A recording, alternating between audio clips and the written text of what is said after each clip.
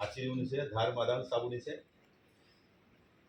Philosophy क्या कहती है? दर्शन जो लिखा गया है, बड़े बड़े शंकराचार्य, जैमिनी ऋषि हमारे हुए हैं, उपनिषद में दर्शन क्या है कि अगर किसी वस्तु का अस्तित्व है, जैसे जहर, अमृत, दोनों के प्रभाव अलग है, लेकिन उसकी एग्जिस्टेंस है, अस्तित्व है, तो बिना किसी पावर के नहीं हो सकती है।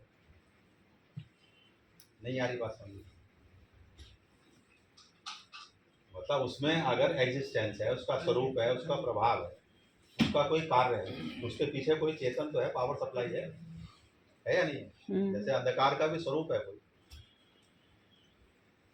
तो क्या इससे सिद्ध हुआ कि दोनों चीजें भगवान के द्वारा ही बनाई, तो भगवान ही उसके प्रमाण है, भगवान ही उसके बॉस है। तो ग्वाले 1 मिनट भी नहीं सोचते थे, एक क्षण। बोले चलो आज उस घर में माखन की चोरी करेंगे, बोले चलो। बोले आज उसकी मटकी फोड़ेंगे, चलो। वो एक क्षण भी नहीं सोचते। तो वो फिर उसकी पराकाष्ठा हो गई। लेकिन ये तथ्य किसके लिए? भगवान के। तो वो पूर्ण रूपेण परमात्मा को पहचान गए, पूर्ण रूपेण परमात्मा के लिए आत्मसात हो। तो जैसा भगवान कह रहे हैं वो वैसा है, तो भगवान कहेंगे।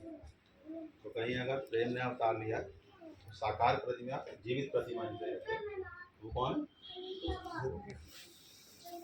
दूसरा आया भगवती लक्ष्मी स्वरूपा रुक्मणी, कि जिन्होंने, अब ये दूसरी कैटेगरी आ गई। जैसे गोपियों ने तो कुछ नहीं चाहा, कोई सांसारिक ऐश्वर्य नहीं चाहा, जबकि उन्हें सब कुछ मिल सकता था, है ना? लेकिन लक्ष्मी जी के पास सारा ऐश्वर्य, स्वयं भी वो ऐश्वर्य की धन की देवी, इसके बाद उनकी इच्छा हुई।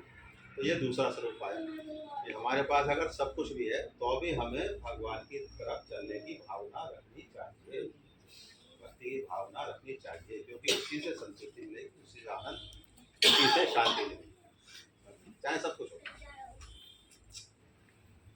तो ये दो कैटेगरी आ गई, एक जो कुछ नहीं चाह रहे, केवल भगवान को, एक अगर सांसारिक चीजें चाह भी ली आपने तो भी भगवान को मत भूलो, यानी उनकी भक्ति की भावना रखो।